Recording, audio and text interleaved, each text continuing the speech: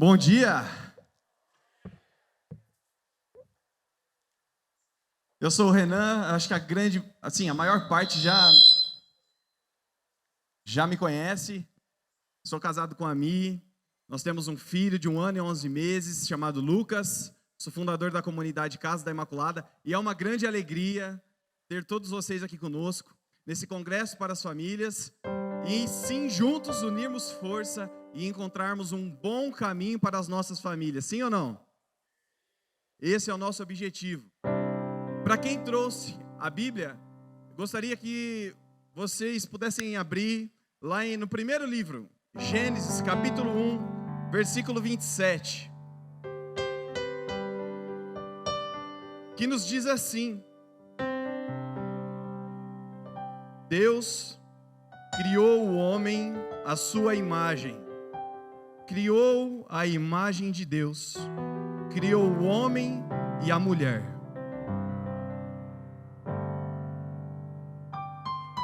O Senhor Deus formou, pois, o homem do barro da terra e inspirou-lhes nas narinas o sopro da vida, e o homem se tornou um ser vivente. O Senhor Deus disse: não é bom que o homem esteja só, vou dar-lhe uma auxiliar que lhe seja adequada. Eis agora aqui, disse o homem, o osso de meus ossos e a carne de minha carne. Ela se chamará mulher, porque foi tomada do homem. Palavra do Senhor. Vocês viram no vídeo de divulgação do congresso? Eu acredito que a grande maioria viu isso. No vídeo de divulgação do congresso, no final dizia assim: você só precisa conhecer o caminho. Lembram disso?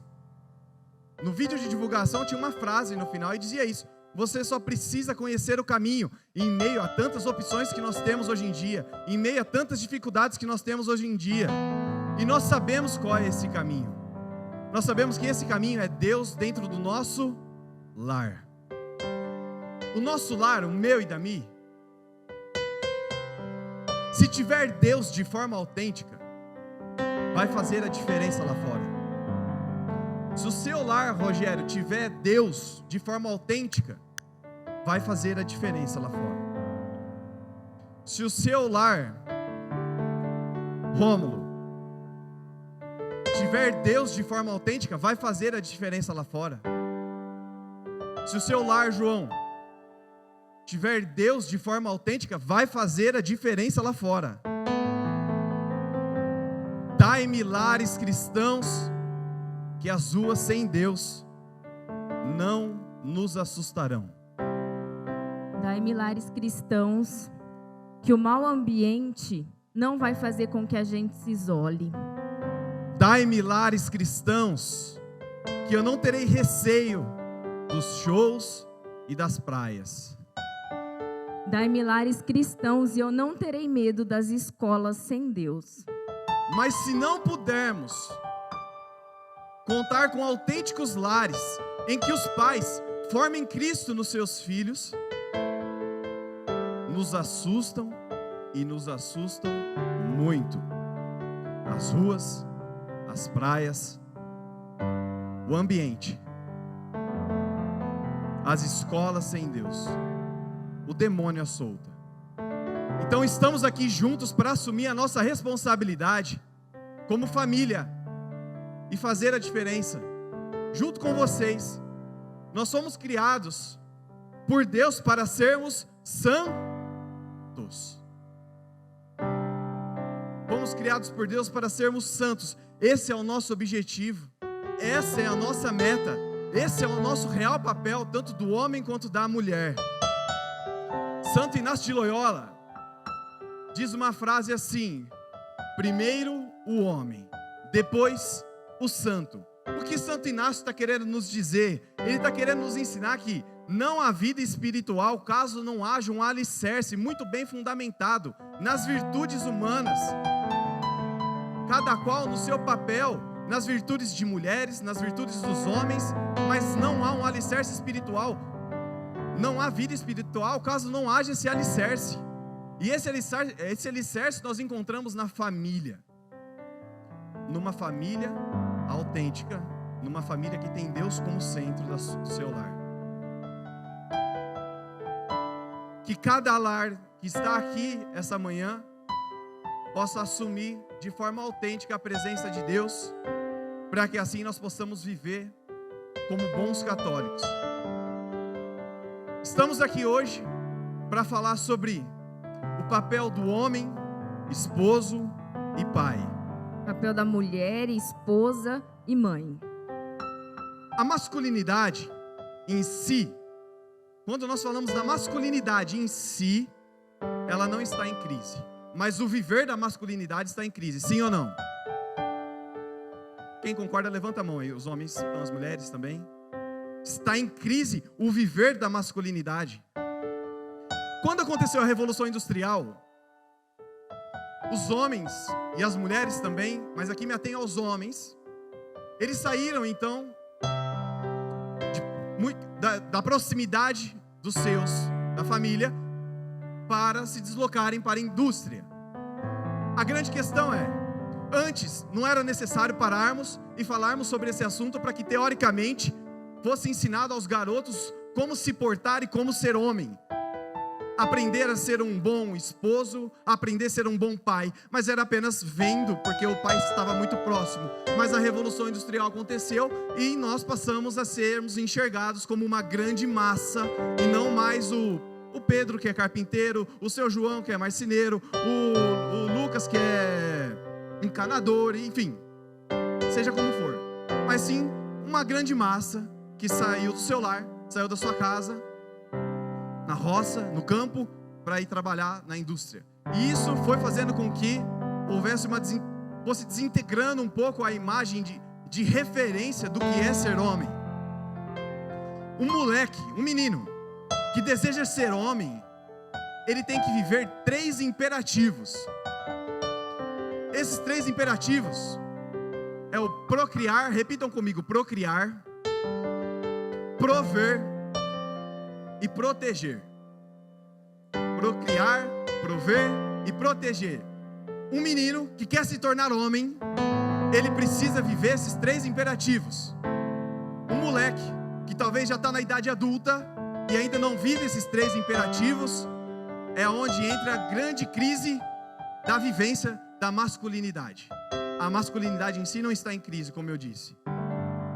Então, se você não assume aquilo que é o seu papel, a sua responsabilidade, a sua missão, se você se omite para que a sua mulher, a sua esposa ou uma mulher ocupe a sua responsabilidade, você ainda está ocupando um papel de menino, de moleque. O homem e a mulher, cada um tem o seu papel, cada um tem a sua responsabilidade, cada um desempenhando funções diferentes, mas que se complementam. Então, um estudo mostrou que em vários lugares do mundo foi feita uma pesquisa para encontrar o que tinha em comum entre os homens. E nessa pesquisa, com variadas culturas, variadas localidades, enfim, só que encontraram algo em comum em todos os homens, bem formados. E o que foi encontrado? Todos eles buscavam viver os 3 imperativos do homem: o procriar, o prover e o proteger. Procriar, o que significa isso? Significa que o homem precisa ter uma busca ativa por uma mulher para se casar e ter filhos, considerando a realidade matrimonial. É simples, mas o que temos visto hoje em dia são mulheres tendo um papel ativo na busca de um homem, porque os homens têm sido omissos. Então, o procriar é, resumidamente, em síntese, é isso. Então, mas esse primeiro imperativo do procriar fundamenta os outros 2. Lógico. Porque para o homem querer prover e proteger, ele vai conseguir viver muito bem esses imperativos, desde que ele tenha já uma intenção de constituir uma família, ou já tem uma família. Então ele começa a ter uma busca ativa por prover e proteger, porque ele tem de forma concreta ao seu lado alguém que ele tem que proteger,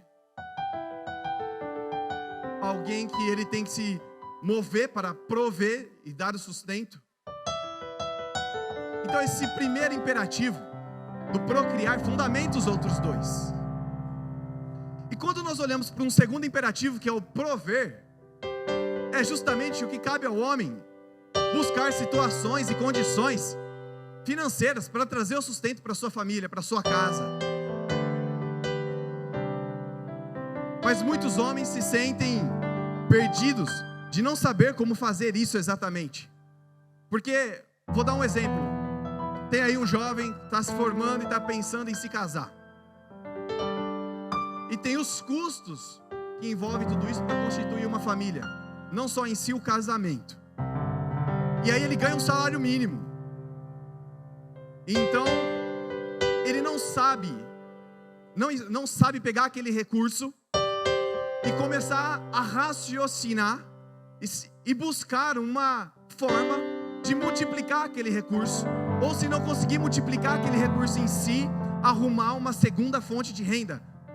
Porque é o papel e responsabilidade dele prover para aquela família, certo? Mas nós temos visto muitos homens com dificuldade quando se deparam com essa realidade. Não sabem por qual caminho percorrer, não sabem o que fazer, não sabem que devem assumir uma responsabilidade de obrigação de buscar uma segunda fonte de renda, um segundo trabalho, e começa a buscar então, como um touro bravo, começa a buscar então segurança e estabilidade. Ele começa a buscar segurança e estabilidade em algum lugar. Mas aí é que está o problema. Porque o homem deve assumir a responsabilidade de dar a segurança para as pessoas que dependem dele. O homem é o símbolo da segurança. E nos últimos tempos, ele tem sido mais inseguro. Quando nós olhamos para o terceiro imperativo, que é a proteção, é necessário a gente compreender que nós precisamos nos fortalecer, precisamos ser fortes, não para matar, mas sim para buscar a graça de Deus e vivermos bem aquilo que nos cabe, aquilo que é a nossa responsabilidade. Não é para ganhar prêmio nesse mundo, eu preciso ser forte por causa disso, uma vaidade que me move, não é isso. Mas com o intuito de proteção. Nós precisamos, como homens, ter coragem e atitude concreta, mesmo que você não seja o mais forte, mesmo que você não encontre uma saída de imediato, mas que haja então uma disposição em querer encontrar a solução, em querer cumprir bem com o seu papel de homem que busca viver a procriação, que busca viver o prover e principalmente a proteção dos seus. A proteção seria, no caso, hoje em dia, né? A sociedade hoje, ela se encontra muito mais organizada. Antigamente não tanto. Então exigia-se do homem uma conduta protetora muito mais ativa. Hoje a sociedade organizada, nós temos policiais, nós temos vigias. Ninguém precisa virar à noite na frente de casa para proteger o seu lar, não é verdade? O pessoal coloca uma cerca elétrica, coloca uma câmera, enfim, vários meios que ajudam assim o homem a cumprir com o seu papel de estar protegendo os seus. Mas isso também tem um problema, que a sociedade muito mais organizada foi fazendo com que o homem fosse deixando de lado essa responsabilidade que cabe a ele de proteger os seus. Se há um barulho, um exemplo bobo, mas se está lá o casal dormindo, os filhos dormindo no quarto, acontece um barulho dentro da casa, eu tenho certeza que hoje em dia, uma grande parte dos lares, quem vai se levantar para ver o que está acontecendo é a mulher. Ah, mas a mulher tem culpa disso? Não, sabe por quê? Porque o homem é omisso, inseguro e não está correspondendo com o seu papel. Porque sabe quem deve levantar para ver o que está acontecendo? O homem. seja o que for. O homem é que deve levantar diante desse exemplo e fazer o que tem que ser feito. E verificar o que está acontecendo. Porque ele é o protetor. Ah, mas eu fico com medo. Mas o homem, diante desse papel de protetor, ele tem que saber que nós estamos nos dispondo ou a nos ferir, ou simplesmente morrer, mas cumprindo com o nosso dever de se sacrificar, protegendo nossa esposa, os nossos filhos, os fracos, os idosos, seja quem for. Porque o intuito da proteção não engloba só uma questão de lar, mas nós temos um papel a cumprir diante da sociedade, da pátria e também da família. Temos que proteger, sim, os mais fracos, as crianças, e assim cumprir com o nosso papel. E por que o homem, diante dessa situação do imperativo proteção, ele deve se submeter ali a uma situação talvez de sacrifício? Porque a mulher precisa ser preservada. E por que a mulher precisa ser preservada? Simplesmente porque ela gera vida. O homem precisa ser um ser descartável, um descartável útil, em detrimento da proteção de alguém, principalmente da mulher, para que essa mulher seja preservada e ela continue gerando vida. Seja vida biológica, seja gerar vida espiritual, seja como for, ter uma vida fecunda, não importa, a mulher é chamada a gerar vida, seja biológica ou não, e o homem precisa se sacrificar por ela. Essa é a realidade que nós não temos visto na maior parte dos lares hoje em dia. Lembra do filme Titanic? Quem lembra? Levanta a mão. Oh, acho que todo mundo, né? Todo mundo assistiu Titanic. Pelo menos umas 10 vezes cada um. No filme Titanic, Andrei, tem aquela situação que o Titanic está afundando. E os homens de verdade, naquele filme, aqueles que honraram o seu papel, o seu dever, o que fizeram naquele filme? Começaram a colocar nos botes, primeiramente quem? As mulheres e as crianças. As mulheres e as crianças. E os idosos, os mais fracos, que precisavam ser preservados. A maior parte daqueles homens cumpriram com o seu papel. Mas tem um detalhe. Vocês estão lembrados do noivo da Rose? Lembra dele? Covarde. Lembra o que ele fez? Ao invés dele falar assim, não, vá as crianças, vá as mulheres, ele escondidinho se acovarda para se preservar. Não cumpriu com o seu papel de ser um descartável útil. E monta no bote salva-vidas e vai embora. Isso é um modelo a não ser seguido. A não ser seguido.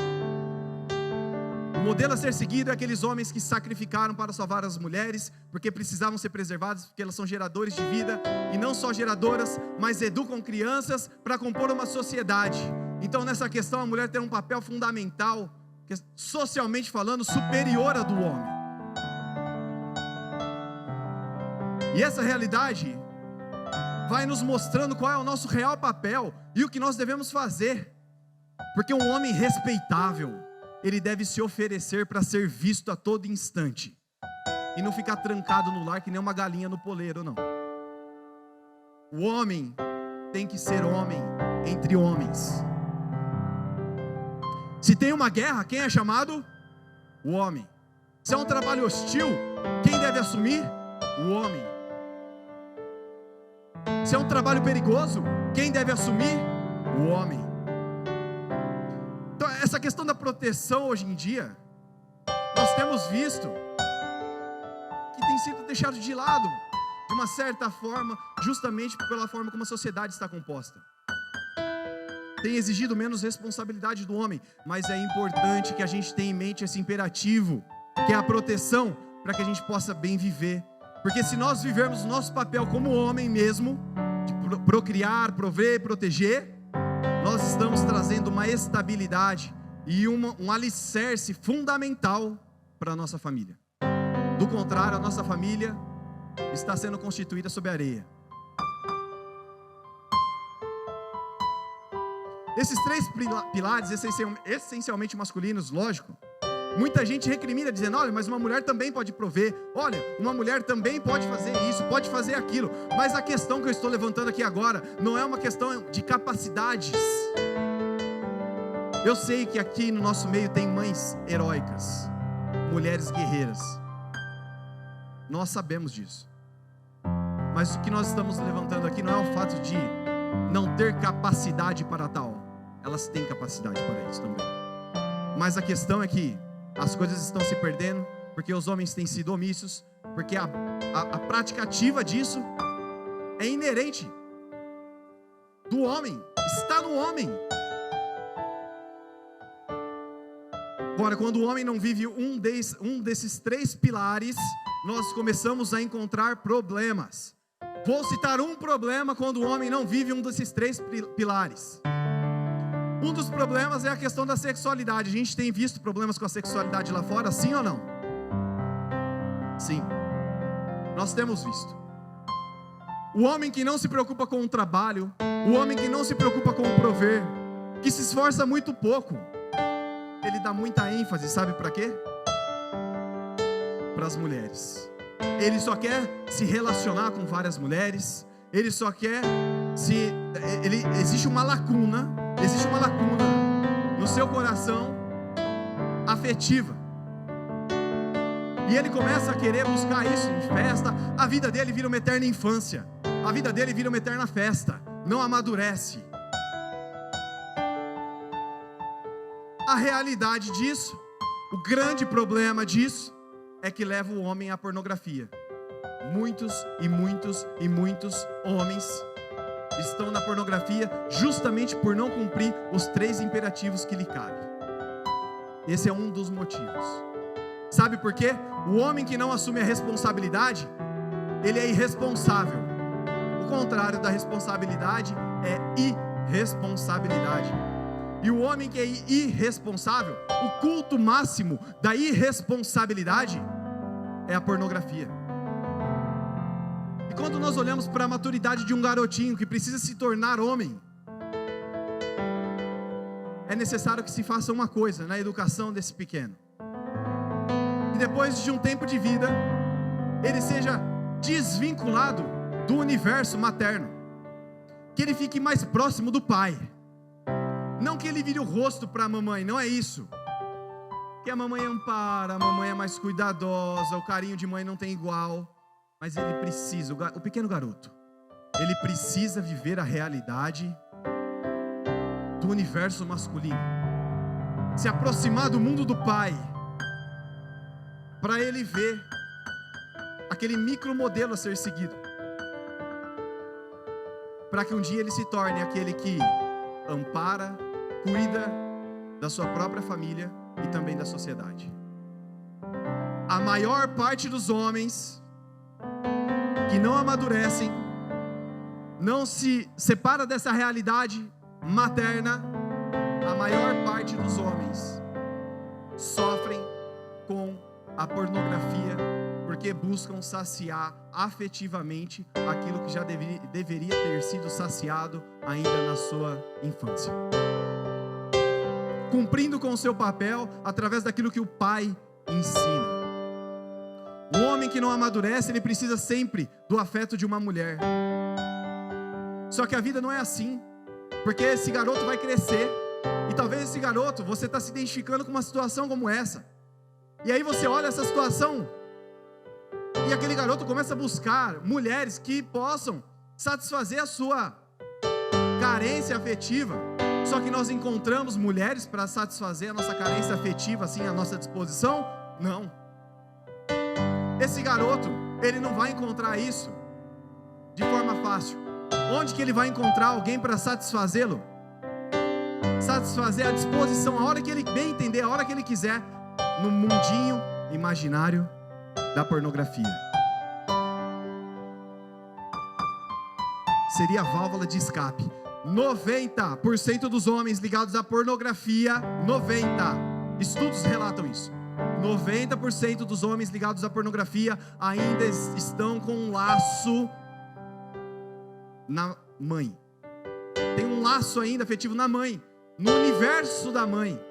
Não é o fato de conviver com a mãe, estar com a mãe, não é isso. Mas é um laço em que ele ficou preso e aí ele não consegue, então, mergulhar, não foi mergulhado na realidade masculina do pai. E o pai tem que mostrar para o filho, sim, o valor do sacrifício, o valor do trabalho, a missão do homem, as suas responsabilidades. Já ouviram falar naquela frase assim, olha, o seu trabalho é só estudar. Já ouviram isso? Sim ou não? O seu trabalho é só estudar.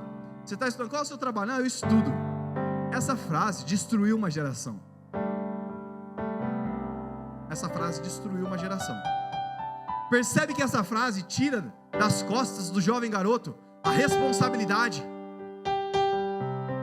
de trabalhar e experimentar os rigores dessa vida, onde ele amadurece, onde ele cresce, onde ele aprende o valor do trabalho, o sacrifício, onde ele aprende a engolir aquilo que não gostaria, mas aprende a ser homem.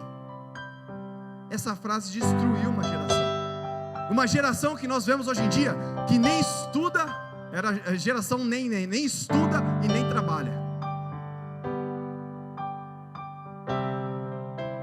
Como que esse jovem vai se tornar um descartável útil? O que nós temos visto hoje em dia? Vamos pegar um exemplo aqui em jogo de futebol. Às vezes é uma final, e aí aqueles jogadores estão vivendo uma pressão, sim, existe uma pressão ali. E aí acaba o jogo, e às vezes a gente vê alguns jogadores no final se jogando no chão, chorando de forma desmedida, de forma descontrolada. Falta de fibra moral. Porque o fato de pensar numa possibilidade de perder, o fato de pensar na possibilidade que estava sob pressão, aí ele coloca para fora de uma forma infantilizada. Ele coloca para fora de uma forma infantilizada. A gente tem visto isso nesses jogadores mais novos, que choram de forma descontrolada, porque se depararam diante de uma situação em que, olha, para o papel do homem, precisa aguentar o tranco. Essa é a verdade. Trazer estabilidade e aguentar o tranco, seja qual pressão for. O Cristiano Ronaldo, quando faz gol, que jeito o Cristiano Ronaldo comemora? Ele dá um pulo, faz assim, bate no peito e fala assim, eu tô aqui. É mais ou menos assim que ele quer dizer, não é? Não é isso? Exatamente assim que nós temos que fazer na realidade dos nossos lares, com a nossa esposa, com os nossos filhos, mesmo que eu não saiba exatamente como eu vou resolver, mas existe em mim algo que me move, que me movimenta, uma disposição em querer fazer o melhor e cumprir com o meu dever, cumprir com o meu papel. Aquele velho jargão assim, né? Ninguém critica isso, aquele jargão assim, mas homem também chora. Que isso? Entra um ladrão na sua casa, você vai sentar com a sua esposa e vai chorar? Ou você vai para o sacrifício e fazer o que tem que ser feito? Porque o que nós temos visto hoje em dia são homens que, se deixar, eles vão chorar com a esposa na cama, debaixo da coberta, achando que a coberta é um escudo protetor.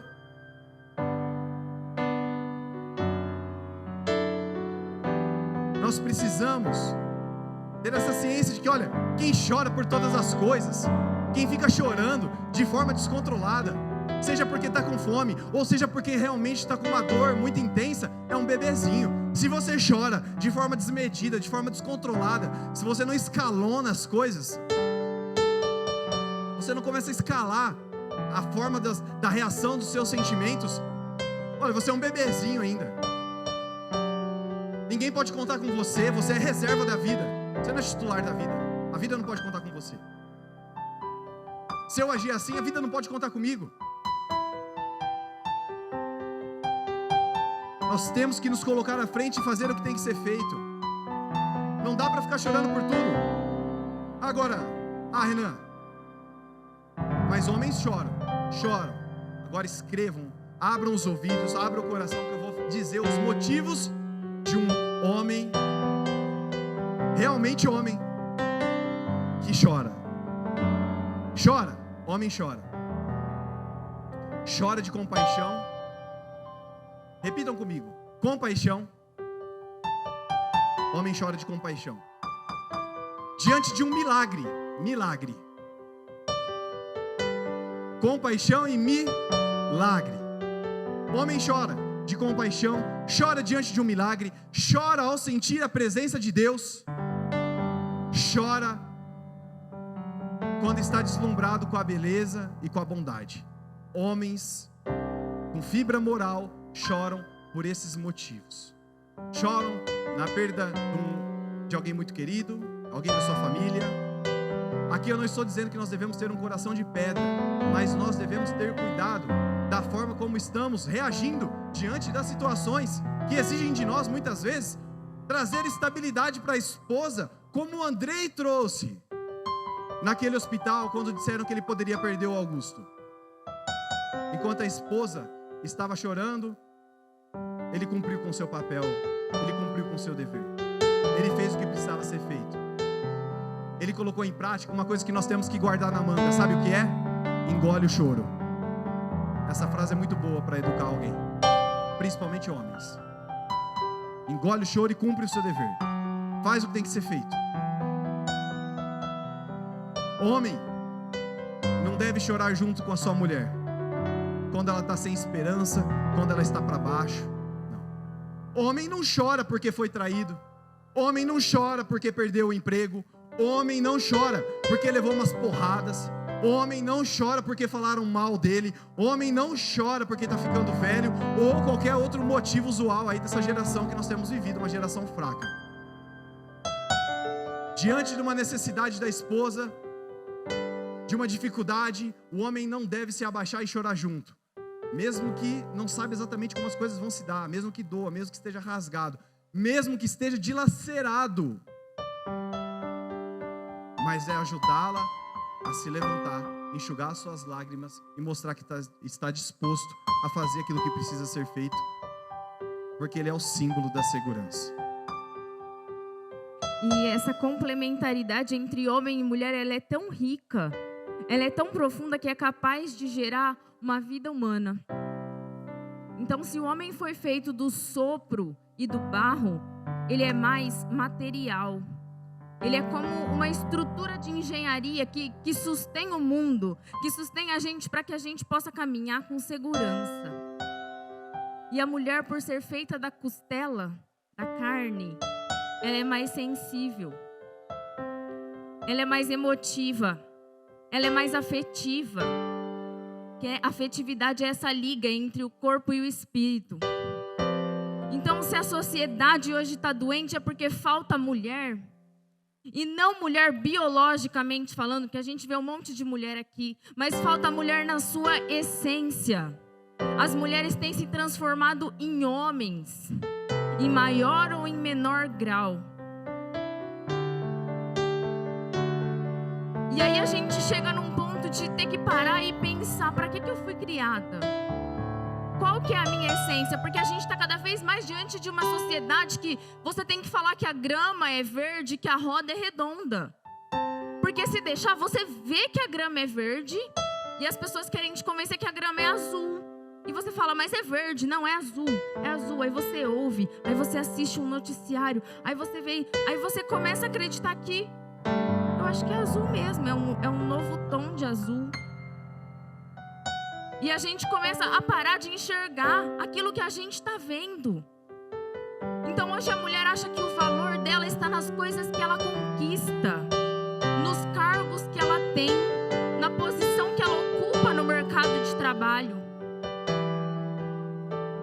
Quando na verdade o nosso valor está no ser. E é tão simples o nosso papel. E a gente não gosta do que é simples, né? A gente gosta de um complexo. Qual que é o papel da macieira? Dar maçã? Simples. Qual que é o papel da mulher? Vocês já pararam para pensar? Por que eu fui criada mulher? qual que é o meu papel? Porque a gente não está nesse mundo a passeio. A gente tem um papel, a gente tem uma missão a cumprir. Então, qual que é o meu papel? Então, hoje eu vim falar para vocês do papel da mulher no mundo e o papel da mulher na ordem espiritual. O papel da mulher no mundo é gerar vida. E presta bastante atenção no que eu vou dizer para vocês. Ser mãe carnal é um bônus. Quando eu digo gerar vida, como que uma mulher é capaz de gerar vida?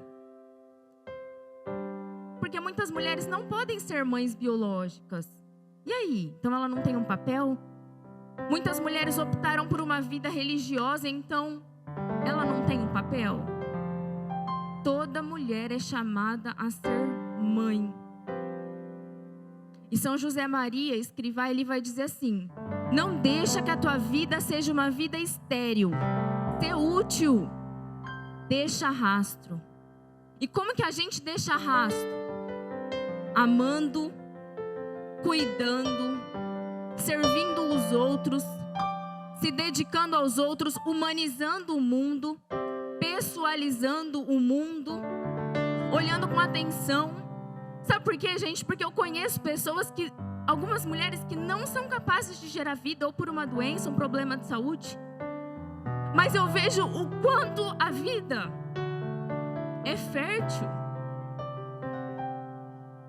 Eu tenho uma amiga que tem uma vida muito fértil, mesmo sem poder gerar filhos biológicos.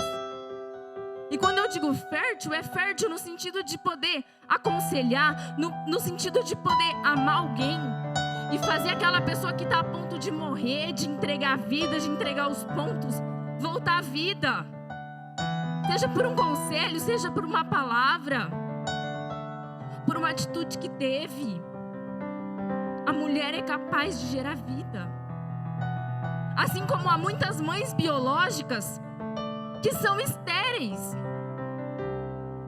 porque acham que a maternidade é um fardo, porque deixa seus filhos a Deus dará, porque não quer cuidar, não quer se comprometer, não quer perder o corpo. Estéril. Então aqui, a fertilidade não tem a ver com a capacidade de gerar ou não filhos. A mulher é chamada a ser mãe porque ela humaniza o mundo, porque ela pessoaliza o mundo, porque ela é capaz de olhar para alguém que está quase morto e trazer a vida. Entende? Isso é dar fruto. Isso é dar fruto. E o que acontece hoje em dia com a sociedade? Eles querem abafar a mulher. Eles querem calar a nossa essência.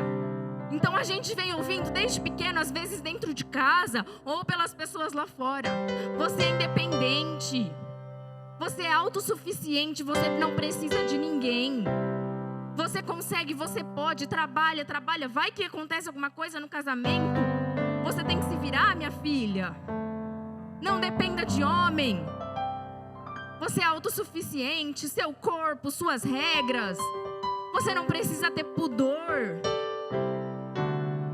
As mulheres chamam de empoderamento ser submissa a um chefe. Enquanto elas acham um atraso do mundo, você ser a governanta do seu lar, escolhendo os seus horários, escolhendo a roupa que você quer vestir, escolhendo o trabalho que você vai fazer.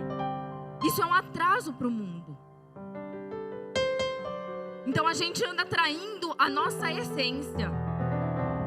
A gente está preocupada demais querendo cargo, querendo trabalho.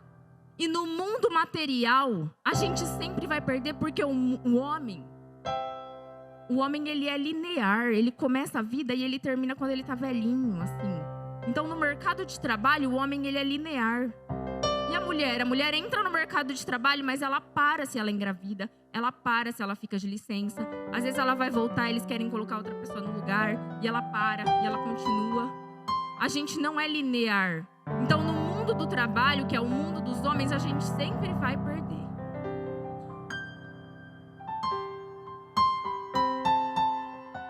E a da missão da mulher, de maneira espiritual, a gente precisa ser canal do Espírito Santo para as pessoas. E a gente tem um modelo a ser seguido, que é a Virgem Maria. Como faça-se dela, ela trouxe ao mundo o Salvador, o nosso Redentor. Só que a gente não quer que seja feita a vontade de Deus em nós. A gente fica relutando: eu não vou ser isso, eu não vou ser só isso, eu não posso ser só isso. E eu me lembro quando eu tive o Lucas e eu caminhava com ele na rua e estava chegando a hora de voltar para o trabalho. E eu falava: eu preciso voltar. As crianças da escola estão precisando. Né? Que trabalho bonito, que trabalho nobre. Eu preciso voltar. E eu olhava para ele. E eu pensava: não faz sentido eu ir lá cuidar de outras crianças e deixar a minha. Não faz sentido. Então as nossas decisões, às vezes, para o mundo, é loucura. Mas que se dane o mundo. Eu preciso formar bem os meus. Eu não posso me dedicar demais aos de fora, enquanto os de dentro precisam do meu tempo e precisam do meu cuidado. Então, a mulher, ela é o símbolo da intimidade. São Tomás de Aquino vai dizer que minha casa é o meu descanso.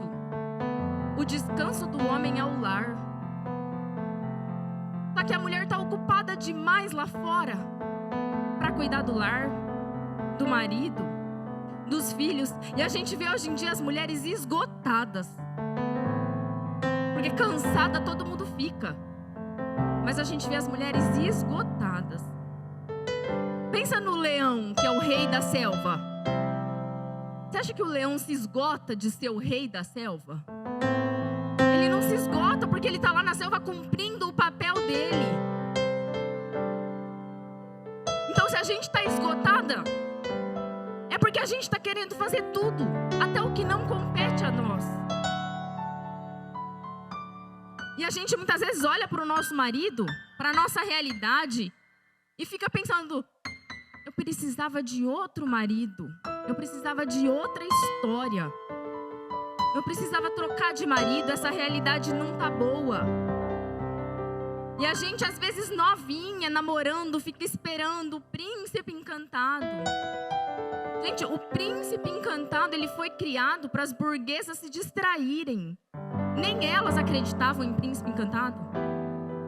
Pensa nas histórias que a gente assistiu quando criança: a Cinderela, a Branca de Neve. A história termina quando, de fato, a nossa vida começa, que é quando a gente se casa. E ali a gente vai construir a nossa história de esposa, de mãe. Então a gente tem que parar de ficar olhando para o outro e idealizando uma coisa. Tem gente que se casa querendo casar com outro eu. Então eu quero que o Renan fale para os outros como eu falaria. Eu quero que o Renan reaja como eu reagiria. Eu quero que ele pense do jeito que eu estou pensando. Eu quero que ele sinta como eu estou sentindo. A gente fica projetando no outro um outro eu. E a gente nunca vai conseguir ser feliz assim. A gente precisa ser capaz de olhar para o outro e falar: eu amo o teu jeito. E quando a gente ama o jeito, a gente ama tudo que vem. É o pacote inteiro. É as qualidades, é os defeitos, é os vícios, é as falhas. Eu amo o teu jeito, por isso que eu me casei. Então, quanto mais a gente foge da nossa essência, mais a nossa família vai sendo desfigurada.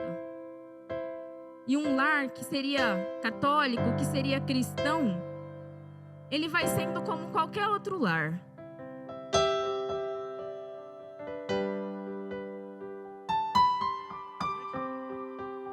E diante dessa realidade, olhando agora para o papel do esposo e pai,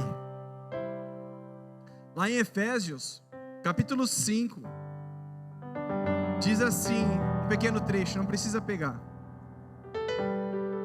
Diz assim: maridos, amai as vossas mulheres como Cristo amou a igreja e se entregou por ela. Deus instituiu o homem como líder. Como líder, com uma função clara.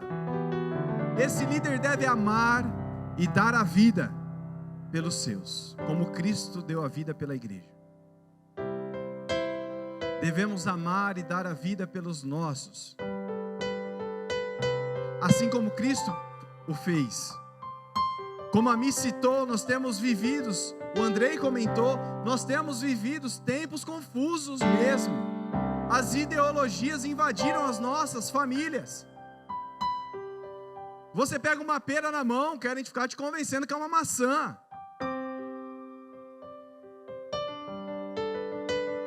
E a coisa é tão maçante que eles vão insistindo de uma tal forma que não, é isso, e você está vendo que não é isso, que chega uma hora que você começa a pôr em xeque.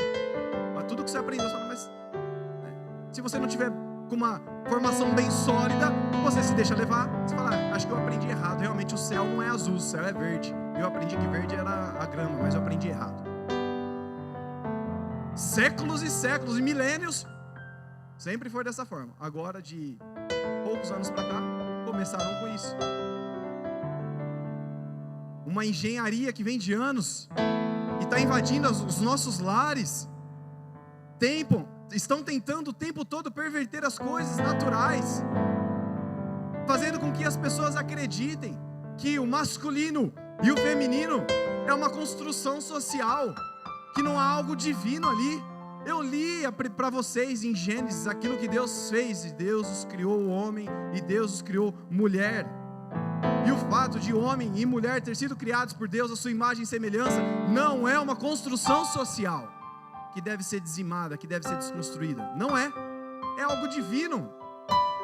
O homem e a mulher são diferentes, claro, como nós falamos, mas se complementam. São diferentes emocionalmente falando. São, mas se complementam. Tem funções diversas que cabem a cada um. Os maridos, por sua vez, precisam ter clareza da sua identidade e missão.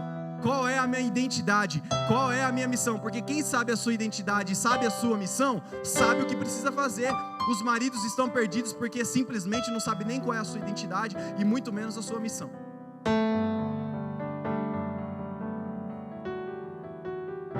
Entendem a realidade que nós estamos vivendo com as famílias?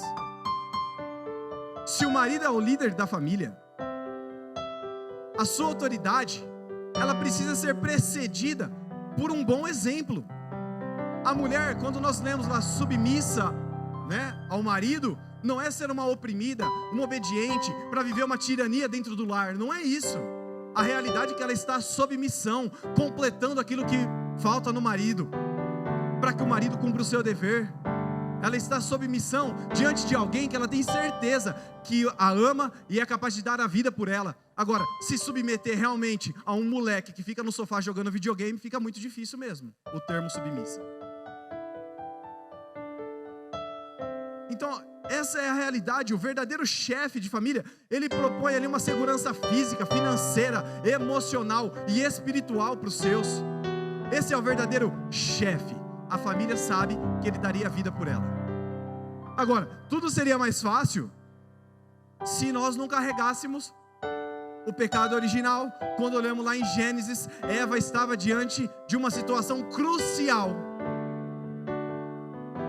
obedecer o que Deus pediu ou desobedecer. Eva desobedeceu. Nós temos a tendência de brincar, falar, olha, mas foi Eva que fez, foi a mulher, a culpa é da mulher.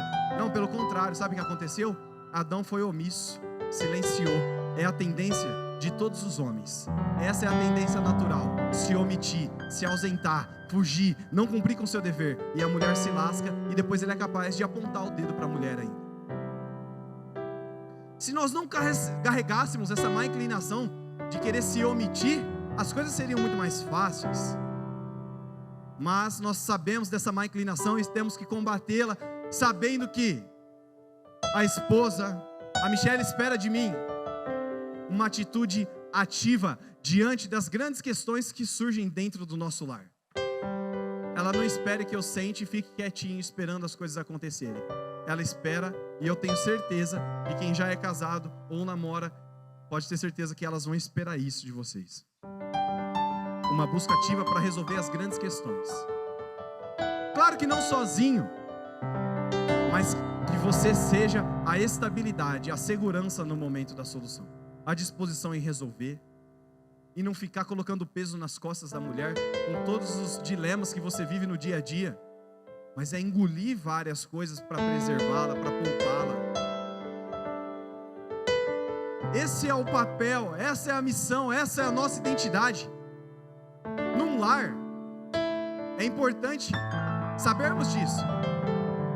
Não pode haver gritos, mas também não pode haver silêncio demais, porque enquanto o primeiro, o grito, ele tira a paz. O grito, ele provoca violência. Só que o silêncio também provoca a morte. E o lar sem vida é a messe de Satanás.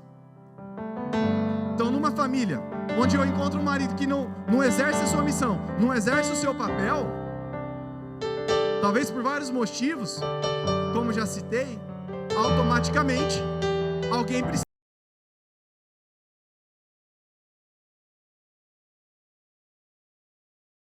uma má inclinação de querer se omitir, e a mulher vai avançando, porque alguém precisa resolver. E ela começa a resolver aquilo que não cabe a ela, e ela fica desgastada, e ela fica exausta. Porque quando nós cumprimos bem aquilo que nos cabe, podemos nos desgastar, mas nós não ficamos exaustos ao ponto de querer desistir. Nós podemos nos cansar, mas quando nós cumprimos o nosso papel, é diferente. Agora, a mulher que vai ocupando esse lugar do marido ali, por causa da omissão dele, por mais, como eu já citei, existam mães heróicas, mulheres guerreiras, mas elas não vão cumprir 100% aquilo que cabe ao homem, porque a gente se complementa, nós não somos iguais. Aquilo que cabe ao homem exige mais força física, exige sacrifício, experimenta os rigores dessa vida, do trabalho, como eu citei, os ambientes mais hostis, os ambientes mais perigosos, que podemos perder a vida, mas que percamos a vida cumprindo o nosso dever, se sacrificando pelos nossos, pela sociedade, como devemos fazer. Isso não significa que uma família onde há um pai ausente, necessariamente os filhos crescerão condenados à infelicidade ou à derrota, de forma alguma, porque nós não somos condicionados por uma única situação, apesar dessa situação ser muito importante, mas nós não estamos condicionados por uma única situação. Por exemplo, nós vimos o caso, cito mais uma vez, do Andrei, que não teve o pai, mas a divina graça, a divina providência conduziu todas as coisas. Mas melhor ainda seria se as famílias estivessem bem constituídas, o pai sabendo o seu papel, o esposo, o homem, a esposa, a mãe, a mulher. Nós temos a capacidade, sim, diante dessas situações adversas, de dar uma resposta diferente do que a realidade quer nos impor.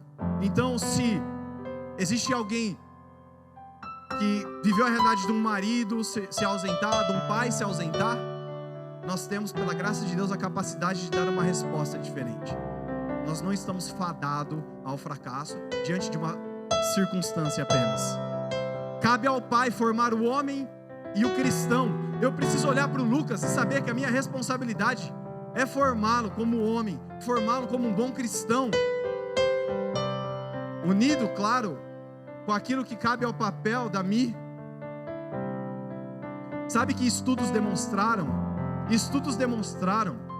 que numa família onde a mãe frequenta a igreja, o pai não frequenta, o pai não tem vida de oração, o índice de filhos influenciados para ir para a igreja é quase zero.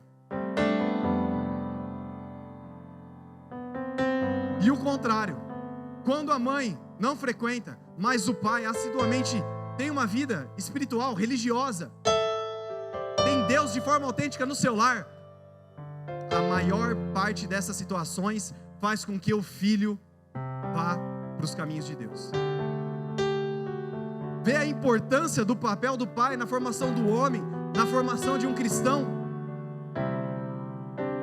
É lindo o papel do pai, do esposo, mas também exige responsabilidade, porque aquilo que muito lhe é confiado, também muito vai ser cobrado, e nós sabemos que aquilo que é mais belo, também tem grande responsabilidade.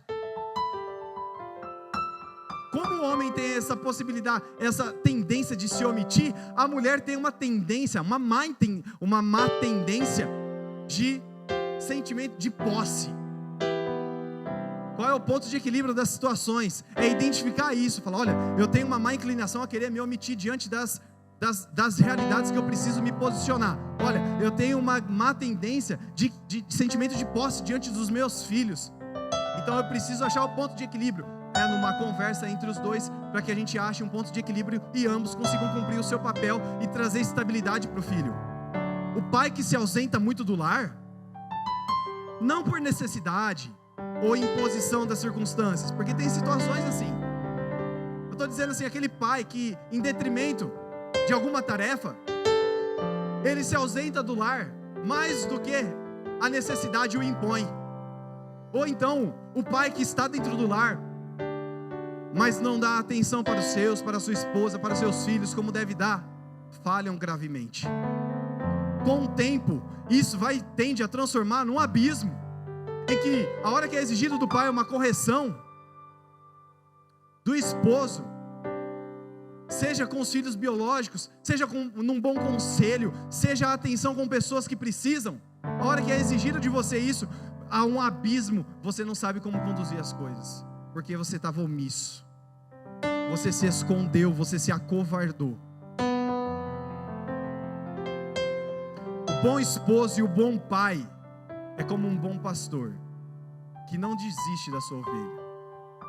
A ovelha pode estar desgarrada, ela se perdeu, mas ele vai até o fim. Ele vai suar sangue, mas ele vai até o fim atrás dela. Porque o bom pastor não perde nenhuma das suas ovelhas. Nenhuma. Ele não mede esforço. Não é brincadeira ser pai. Existem consequências lindas disso. E também de grande responsabilidade. Porque um mau pai, ele pode transferir para o seu filho uma imagem de um Deus relapso. Um Deus indiferente. Assim como um bom pai pode realmente provocar uma boa analogia para o seu filho, de quem realmente Deus é, porque Deus é um bom pai. Permita que seus filhos te vejam rezando. Permita que seus filhos vejam vocês conduzindo as orações nas viagens, antes das refeições. Permitam que seus filhos vejam vocês dando alimento para um andarilho. Permita que os filhos de vocês vejam vocês visitando um asilo, um orfanato. Permita que os filhos de vocês vejam vocês perdoando e se amando. Porque isso é direito dos filhos. Os filhos têm direito à unidade da família e à estabilidade do amor. E isso está ligado ao próprio direito de viver. Gravem bem isso. A vida de um pai temente a Deus é a mais eficaz das catequeses. E por seu exemplo, a família caminha para o céu. E para nós mães, esposas, tremenda responsabilidade caiu nos nossos ombros quando a gente se tornou mãe. É uma responsabilidade imensa. E às vezes a gente acha que não vai dar conta. E a gente precisa do auxílio do alto. Mas quando a gente se casa, a gente recebe esse sacramento na igreja, essa ajuda poderosa de Deus. Então Cristo habita no nosso lar. Então a responsabilidade é grande, a gente não pode suavizar. A gente precisa se empenhar. Porque a mulher, ela é a vida do lar. A casa pode ser a mais simples do mundo, mas quando tem uma mulher que exerce seu papel, a casa vai ser limpa, vai ser cheirosa, vai ser ordenada, vai ser tranquila. Porque a mãe tá ali. Então, se o homem é o desbravador do mundo, a mulher ela é a ordenadora do lar. E um lar onde a mãe não cumpre seu papel, ele fica fragilizado. Então a gente vai precisar se esforçar a cada dia, pedindo a graça de Deus, correspondendo à graça de Deus, para santificar o nosso lar. Que a gente precisa santificar o mundo sem sair do mundo. Então o que os engenheiros sociais eles descobriram? Que se a mulher ela se afasta da função dela, o lar fica fragilizado. E a sociedade então fica fragilizada, porque a mulher ela é a responsável por formar os cidadãos que vão atuar lá fora. Então, como o Renan já falou, antes da Revolução Industrial, o que acontecia? Que a gente ouve a história dos pais, dos avós, né? Eles saíam para trabalhar na roça, num comércio próximo à casa. As crianças ficavam em casa, aprendiam a cozinhar, a limpar, os meninos viam o pai trabalhando. Eles iam ganhando sentido de responsabilidade. Se a mãe precisasse ajudar o pai, a filha assumia a casa. Então o que acontece depois da Revolução Industrial? Os homens saem para trabalhar fora, daí um tempo as mulheres saem também, as crianças ficam com alguém que precise cuidar delas. Então a gente tem aí as avós, a gente tem aí as babás, a gente tem aí a escola. As babás estão ali para receber o salário e cuidar para a criança não morrer. Os avós muitas vezes têm dó de corrigir, de ser firme, de exercer um papel que não é deles, porque eles não são mãe e pai. Então às vezes eles querem curtir os netos e é próprio dos avós. E a escola? A escola está ali para desenvolver as habilidades físicas, as habilidades intelectuais. Então quem que forma o filho? Quem que educa o filho? Tá vendo que fica um buraco? Que os pais acabam encontrando esse filho no final do dia, a criança já está cansada para dormir. E aí esse círculo vicioso todos os dias. E aí às vezes você ainda deixa ele sozinho só para ir estudar e dá um celular na mão dele. E aí a gente tem as focas que formam as crianças. Entenderam, né? A gente tem essa lacuna que vai ser preenchida por alguém. Queira Deus não seja preenchida pelo Felipe Neto. Entende? Que tem um buraco que alguém vai preencher. Então, quando eu não exerço o meu papel de mãe, que é cuidar, e não é só cuidar, é educar e formar, alguém vai exercer esse papel no meu lugar. Então, se eu não formo o meu filho nas virtudes e na doutrina, não adianta se espantar quando ele chegar no ensino médio e falar que ele é ateu. Quando ele chegar na faculdade, ele começar a defender tudo que a família é contra. Porque não teve ninguém ali que formou aquela criança.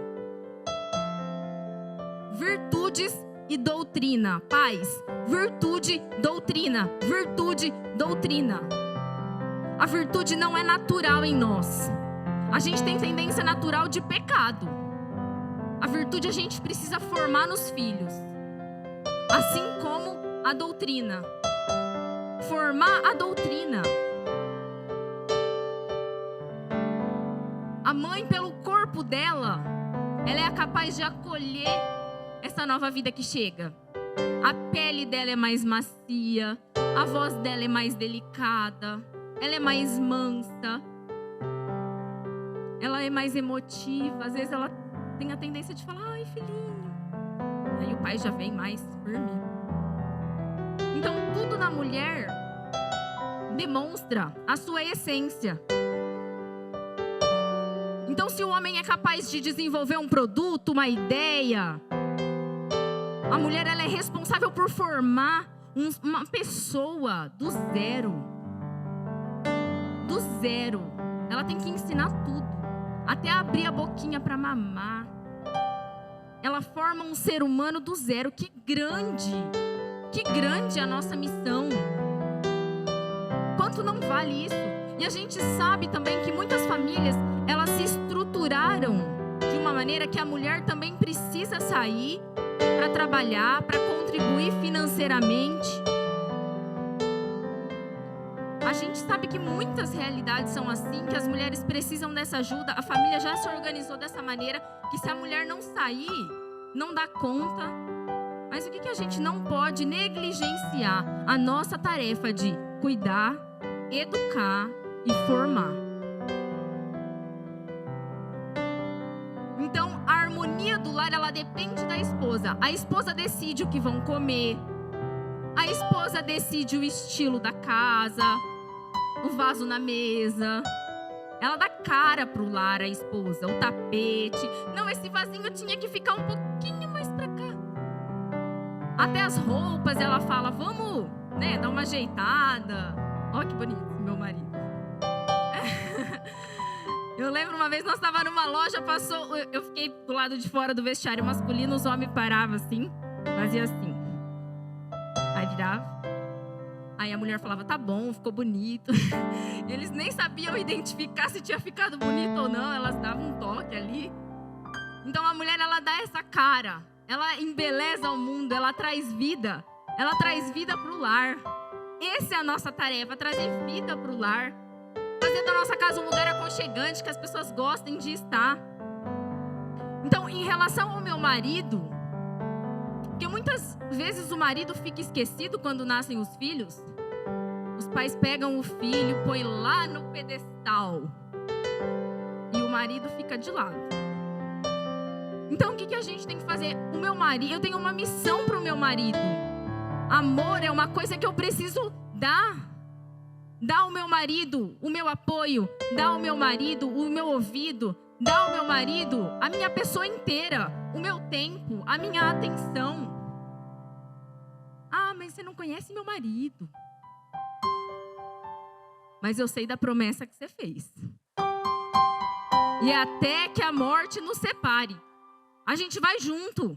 Ah, Michele, mas você não sabe, meu marido é minha cruz. Abraça a tua cruz e beija a tua cruz e vai junto com ela até o final. Não há coração duro que não se amoleça diante de uma mulher amável. Diante de uma mulher sorridente. Diante de uma mulher que não fica com a cara emburrada. Ai, ele tem que me ajudar, ele não tá vendo que eu tô cansada? Não há coração tão duro que não se amoleça diante de uma mulher que seja delicada, feminina, carinhosa, que se arruma para o marido. É importante a gente se arrumar para ir trabalhar, para ir para algum lugar, mas a gente precisa se arrumar para o nosso marido. É ali, ó. É dentro da nossa casa que a gente vai formando a sociedade. E tem muitos casais que têm se separado. Estão dentro da mesma casa, mas se separaram por quê? Porque não consegue responder ao outro com proporção. Por exemplo, a mulher faz um carinho, ó. O marido tira o rosto. O marido abraça. Abraça sozinho, ó.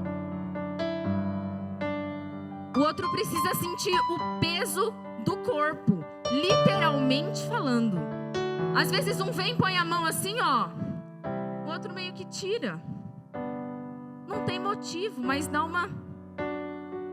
Você precisa segurar no rosto e falar, eu te amo. Segurando no rosto, segura no rosto dessa pessoa aí do teu lado, se for o teu marido, e fala, eu te amo, segurando no rosto. Entende? Segura no rosto. Ele precisa sentir o peso do meu corpo ali junto. Sabe? Um carinho, mão dada, junto. Porque senão a gente vai ficando cada vez mais distante. Cada vez mais distante. E aí, às vezes, vira um abismo tão grande que a gente não consegue voltar. Então, gente, a santidade no lar, ela é feita de pequenos heroísmos. Pequenininhos. Pequenininhos. Sabe, é um jeito amável, depois de uma discussão, você vai lá e perdoa. Não fica fazendo conta se é você que perdoa toda vez, se é você que dá o primeiro passo toda vez, continue dando. Você não está perdendo nada com isso. Se é você que faz uma brincadeira, uma piada depois de uma situação super difícil que vocês passaram juntos, isso é heroísmo. Um bom humor, uma risada. Isso é heroísmo. E é assim que se constrói a santidade no dia a dia, com pequenos heroísmos todos os dias. A mãe que ficou a noite inteira acordada, com a criança chorando, e no outro dia é capaz de sorrir e não fica se fazendo de coitada. A gente precisa de lar vivo, onde haja alegria, bom humor, estabilidade, fé, oração, amor, cumplicidade. Onde a gente forme os filhos não só para resistir ao maligno lá fora, mas para transformar o mundo de acordo com os desígnios de Deus. Por isso que a gente não tem medo de ter todos os filhos que Deus quiser nos dar, de não ficar fazendo conta. Porque, como disse o Andrei, tem alguns tipos de conta que a gente não faz. Porque se o mundo tá mal, é dentro de lares cristãos que a gente vai formar cidadãos para transformar o mundo lá fora. Eu queria que vocês ficassem de pé agora.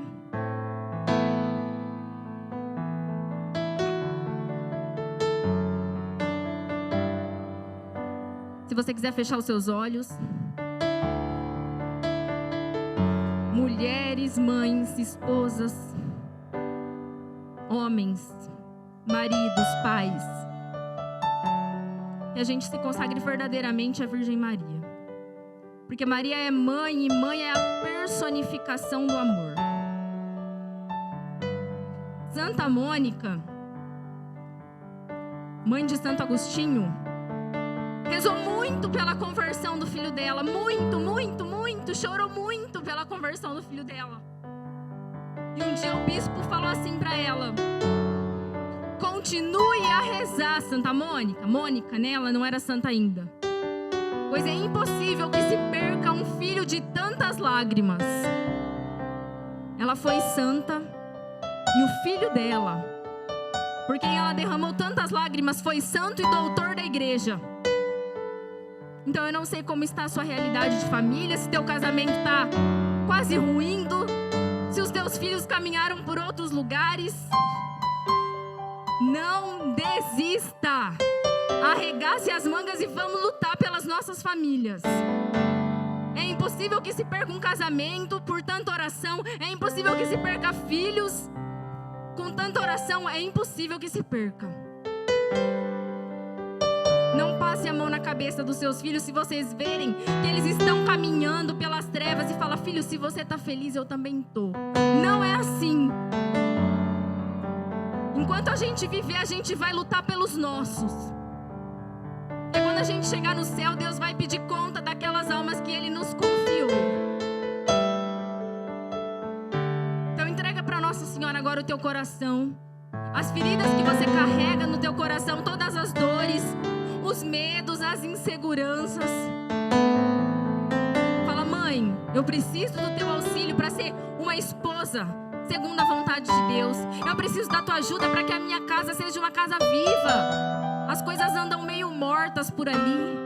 Eu preciso da tua ajuda para voltar à essência, para ser mais feminina, para trazer mais beleza para o mundo, para saber acolher quem precisa da minha ajuda, do meu conselho. Mãe, eu preciso que a senhora me ajude a lutar por esse marido até o fim, enquanto eu respirar, a lutar por esses filhos. Não deixe que a tua vida seja uma vida estéril. Ser útil. Deixa rastro. Fala: mãe, me ajuda a deixar rastro. Me ajuda, mãe, a não passar por essa vida só para passear, para dar uma voltinha. A minha missão é grande. E eu desejo o céu para mim e para os meus. E com a graça de Deus, todos os dias, Senhor, me dá a tua graça. E me ajuda a corresponder a essa graça. Nós vamos chegar lá.